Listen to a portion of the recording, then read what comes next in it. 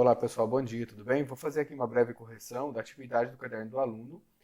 Foi a última sequência, situação de aprendizagem do caderno do aluno do oitavo ano, volume 1, que vocês realizaram esses dias. E aqui eu quero complementar um pouquinho para vocês a atividade e a correção em si, tá bom? Então vocês tinham aqui o texto 4, que é essa citação aqui bem curta de um médico sobre o tema da tatuagem. Aqui o texto 5, que é como que uma reportagem, fazendo um levantamento aqui de outras opiniões sobre o assunto.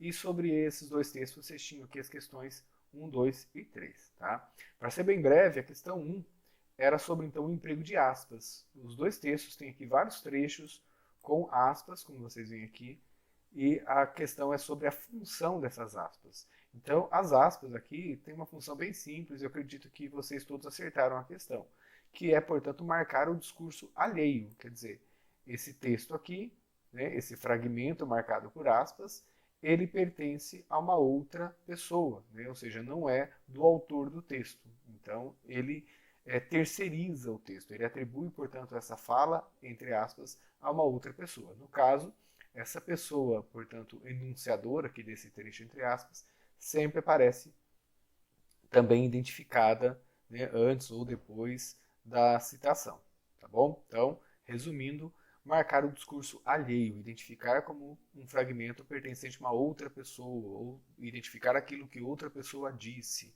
Enfim, vocês podem responder com qualquer uma dessas palavras. O texto 4, o enunciador manifesta-se favorável ou contrário, né, ou contrariamente à prática de tatuagem, em que situações?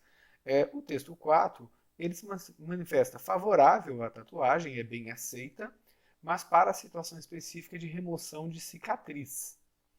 E nesse caso, inclusive, ele recomenda a utilização de corante da cor da pele da própria pessoa.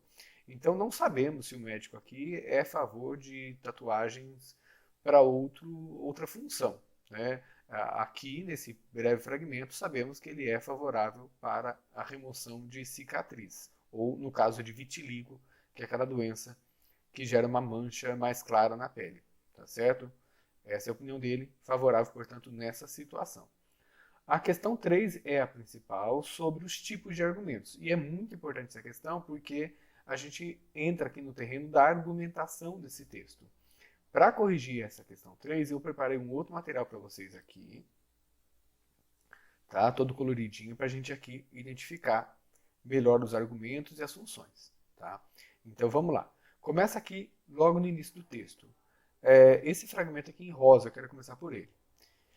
Aqui o texto faz um levantamento para a gente aqui de dados a respeito do número de estúdios de tatuagem no Brasil, né, e do ranking mesmo mundial de pessoas tatuadas. Então, esse trecho aqui, né, eu coloquei aqui na primeira linha do quadrinho da resposta da 3, linhas 3 a 6, a gente pode, então, observando o que aparece na página seguinte, com relação a alguns tipos de argumentos, a gente pode identificar que aqui, portanto, é argumento baseado em dados concretos, ou seja, dados, resultados, cadê aqui? De pesquisas, levantamentos, tabulações, relatórios, gráficos, etc. Então a gente vai classificar essa passagem das linhas 3 a 6 como argumento baseado em dados concretos. E eu fiz aqui uma marcação de texto com a corzinha rosa, tá bom? Depois eu compartilho com vocês o PDF só dessa página aqui. Um pouco antes dessa parte, né, no comecinho aqui, e também essas linhas 9 e 10 aqui do texto, a gente já tem um outro tipo de argumento. Veja só, de acordo com o levantamento feito pelo SEBRAE, ou com o segmento das demais regras da Anvisa.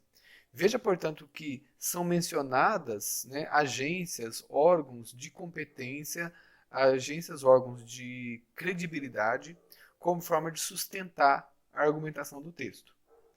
A gente classifica isso como argumento de autoridade. Tá? Então, linhas 2 e 3, 9 e 10, a gente classifica como argumento de autoridade e eu marquei ali com cor amarela. Tá? E esse tipo de argumento estava também ali na página seguinte, nos tipos de argumentos.